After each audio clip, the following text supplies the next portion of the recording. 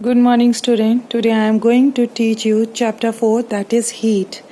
In this chapter, now we will discuss about transfer of heat, that is part 2 of this chapter.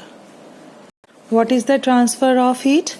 To carry heat from one part of an object to its other part or from one object to another object is called transfer of heat. Transfer of heat क्या होता है? जब heat को हम एक part object के दूसरे part तक पहुंचाते हैं या एक ऑब्जेक्ट से दूसरे ऑब्जेक्ट तक ले जाते हैं, उसको हम बोलते हैं transfer of heat. For example, if we dip a steel spoon in a cup of hot tea, we find that the temperature of spoon rises and it becomes hot. अगर हम एक चम्मच को चाय के कप में डिप कर दें तो थोड़ी देर में हम देखते हैं कि स्पून भी गर्म हो जाती है. इससे ये पता चलता है कि heat transfer from one part to another. Now heat can be transferred from a hot object to a cold object in 3 different ways. First, by conduction, second by convection, and third by radiation. In solid, heat is transferred by conduction. In liquid and gaseous, heat is transferred by convection. And empty space or vacuum having no medium like solid, liquid or gas, heat is transferred by radiation. First of all, we discussed about conduction. What is conduction? Conduction is the transfer of heat from the hotter part of a material to its colder part without the movement of material as a whole. जब heat transfer होती है गर्म हिस्से के material के एक उसके ठंडे पार्ट पर, उसी को हम क्या बोलते हैं? कंडक्शन. लेकिन ये किससे होता है? Without the movement of material as a whole. उसमें कोई भी मटेरियल का मूवमेंट नहीं होता है. The transfer of heat by the process of conduction take place only in solids. जो कंडक्शन प्रोसेस होता है वो सिर्फ किस में लेता है part? Only in solid. This can be explained as follows. In solid the particles are closely packed together. आपने देखा है जो सॉलिड होता है उसके अंदर जो पार्टिकल्स होते हैं बहुत ज़्यादा टाइटली पैक्ड होते हैं. During conduction heat is transferred from particle two particles bye means of back and fourth vibration of the particles. आपने देखा है जो उसमें हीट ट्रांसफर होती है वो कैसे पास होती है? Particle to particle by back and forth. By back and मतलब पहले उधर गर्म हिस्से से कहाँ जाएगी? ठंडे की तरफ. फिर ठंडे वो हिस्सा गर्म हो जाएगा, फिर वो किधर की तरफ ट्रांसफर करेगी? दूसरी तरफ. इस तरह से ये सॉलिड में transfer of heat process take place होता है. The particles of solids remain at their fix position. लेकिन जो पार्टिकल्स होते हैं सॉलिड के वो कैसे रहते हैं? फिक्स्ड रहते हैं. There is a no actual movement of particles of the solid. उसमें कोई भी पार्टिकल्स का मूवमेंट नहीं होता है. बस क्या होता है, जो गर्म पार्ट होता है उसी से ठंडे पार्ट की तरफ वो कंडक्शन प्रोसेस से ट्रांसफर होती है किसकी? हीट की. What are good conductors of heat and poor conductors of heat? कौन से good conductors होते हैं हीट के और कौन से poor, ये हम पढ़ेंगे. Some materials conduct heat easily whereas other do not conduct heat easily. तो जो हीट इजीली कंडक्ट करता है उसको हम बोलते हैं गुड कंडक्टर ऑफ हीट्स, और जो मटेरियल हीट को इजीली कंडक्ट नहीं करता है उनको हम बोलते हैं poor conductors of heat. Good conductors of heats are sometimes called just conductors of heat. Poor conductor of heats are also called insulators of heat. Now, what are conductors? Those materials which allows heat to pass through them easily are called good conductor of heat or just conductors of heat. Examples: all metals are good conductor of heat. Good conductors are used to carry heat quickly where it is wanted. जहाँ हमें heat की ज़रूरत होती है good conductors जल्दी से हमें वो हीट वहाँ पे प्रोवाइड कर देते हैं. The cooking utensils are made up of metals. This is because Metal is a good conductor of heat which transfer the heat from the gas stove quickly to the food placed inside the utensils. Next, those materials which do not allow heat to pass through them easily are called poor conductors of heat. जो materials heat को पास नहीं होने देते हैं उनको हम क्या बोलते हैं? पुअर कंडक्टर्स ऑफ हीट, और they are also known as a insulator of heats.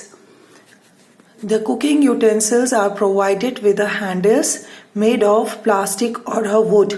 जो आपने देखे कुकिंग यूटेंसिल्स होते हैं उनके हैंडल अक्सर लकड़ी या प्लास्टिक से बने होते हैं. वो क्यों बने हुए होते हैं? बिकॉज वुड जो होता है वो क्या होता है? पुअर कंडक्टर ऑफ हीट होता है.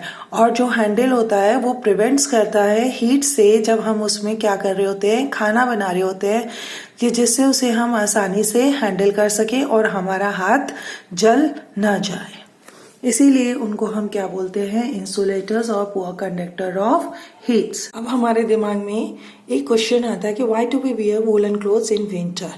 आपको मालूम है हम गर्म कपड़े क्यों पहनते हैं विंटर में? इसका भी एक रीजन होता है. We wear woollen clothes in winter when it is cold inside. Woollen clothes keep us warm during cold winter days. Why? Because wool is a poor conductor of heat, due to which woolen clothes stop the flow of heat from the warm body to the cold surrounding. आपने देखा जो वूल होती है वो क्या होती है? Poor conductor of heat होती है और वो हमारी बॉडी के टेम्परेचर को बाहर निकलने नहीं देती है. इसीलिए हमें वूलन क्लोथ पहनने से गर्म महसूस होता है. Now next mode of a transfer of heat is convection. Convection is the transfer of a heat from the hotter parts of a liquid or a gas to its colder parts by the movement of the liquid or gas itself. जो convection process होती है उसमें भी movement नहीं होता है particle से. जो गैस और लिक्विड होती है वो खुद ही मूव करती है हीट को from one part to the another. The transfer of heat by convection cannot take place in a solids because particles in the solids are fixed at a place and hence it cannot move about freely. आपको मालूम है कि convection solids में part नहीं कर सकता क्योंकि आपने देखा है कि जो सॉलिड में होते हैं वो पार्टिकल्स फिक्स्ड होते हैं और उसके अंदर उनका मूवमेंट इजीली नहीं होता है. Convection in water. Water is a poor conductor of heat, so it cannot transfer heat by conduction. Water transfer heat by the process of convection. अब ये कैसे होता है कि एक बीकर में हमने पानी ले लिया और उसको बर्नर के ऊपर रख दिया.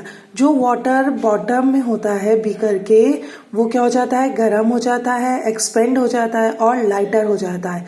This hot water rises upwards, वो ऊपर की तरफ जाता है and carries heat along with it, अपने साथ हीट को ले जाता है. The cold water from above sinks downwards to take the place of hot rising water.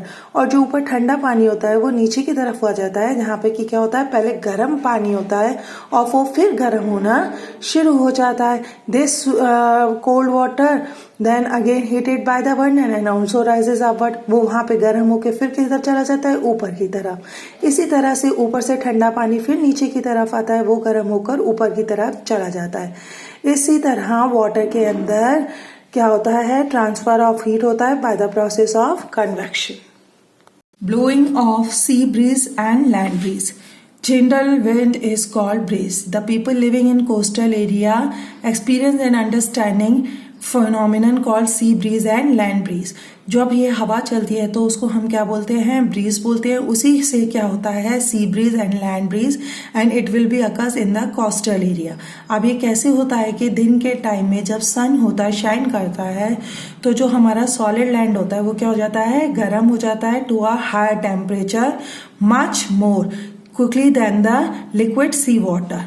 The hot air over the land rises upwards and cooler air from over the sea moves towards the land in the form of cool breeze.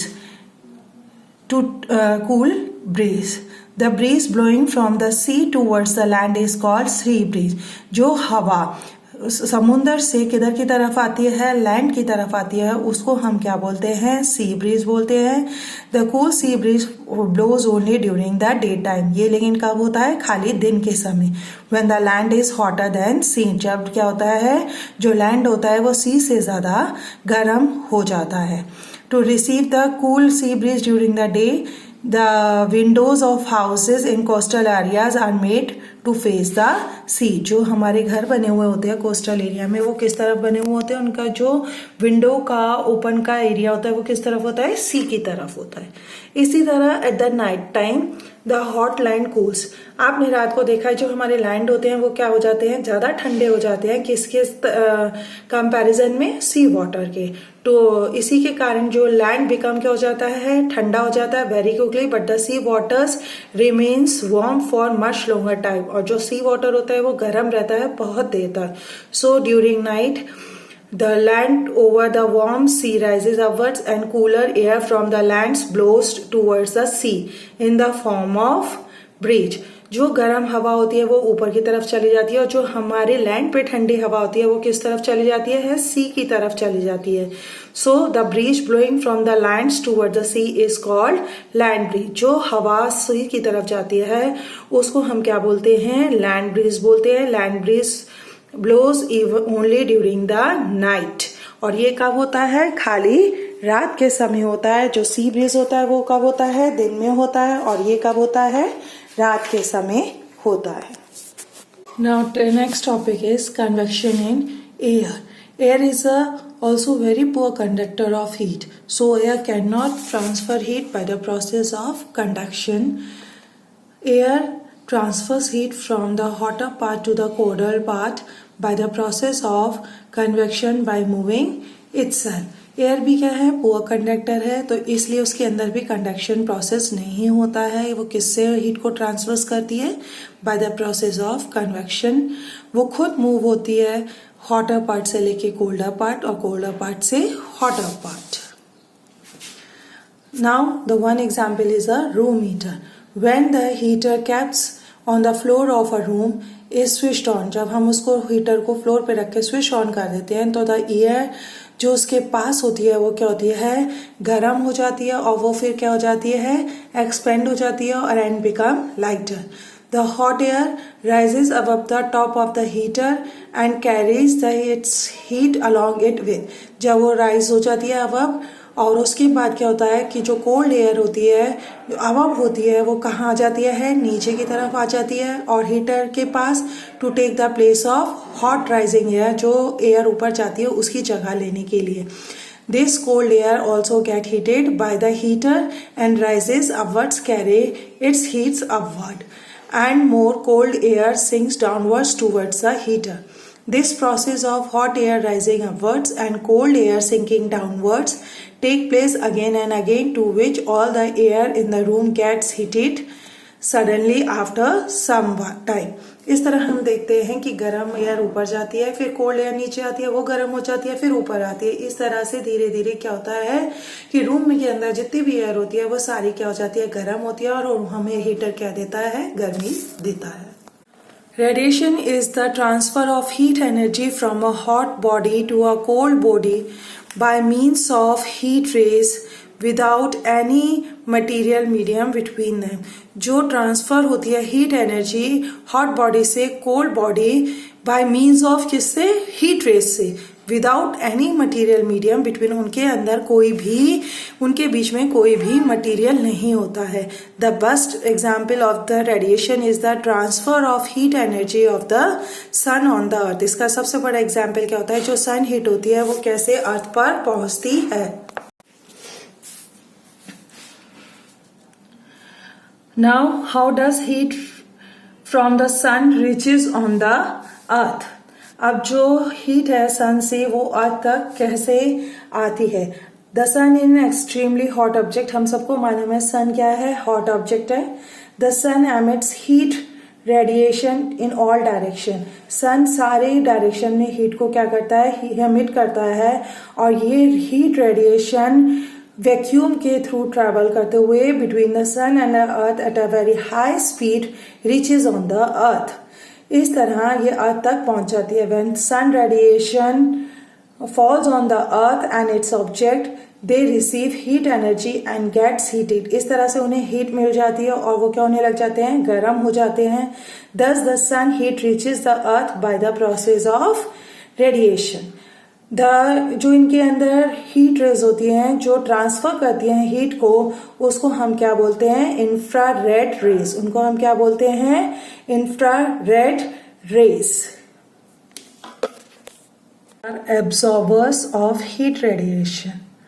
The amount of heat which an object can absorb by radiation depends on the color of the object।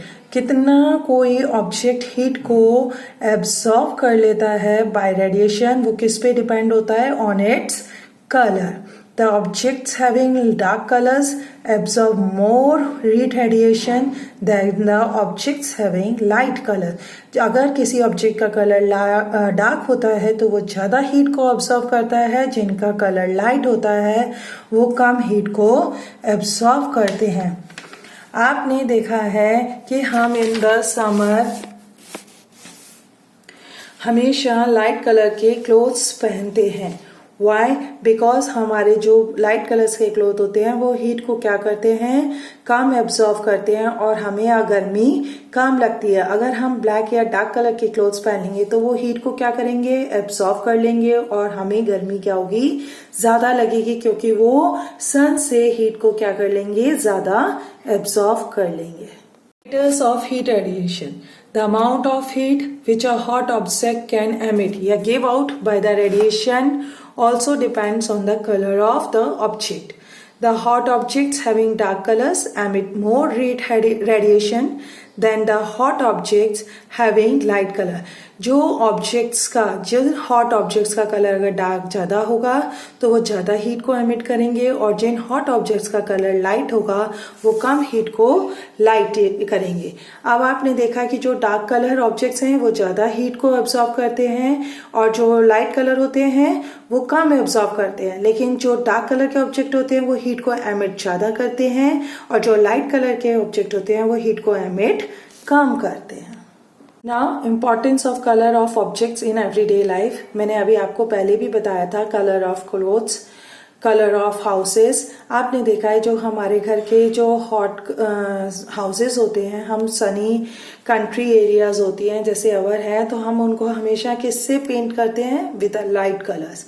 क्यों paint करते हैं कि जो white colour या light colours का paint होगा वो rays को कम एब्सॉर्ब करेगा और it reflects most of the sun rays, और वो लाइट को जो अंदर हमारे घर की हीट है उसे ज्यादा एमिट कर देगा। This keeps the house cool in the hot days of a summer. इस तरह से वो हमारे हाउस को क्या करते हैं, कूल रखते हैं समर डेज में। सोलर कुकर्स और क्या होते हैं, the box of solar cookers आपने देखा is painted black from inside. क्यों हम उसको ब्लैक से पेंट करते हैं, because black surface is a very good absorber of heat and it will absorb maximum heat radiation coming from the sun, जिससे वो क्या करेगा, अच्छी तरह काम करना शुरू कर देगा। Now you are able to understand whole chapter. I will give you a question answer, do in your copy and learn it.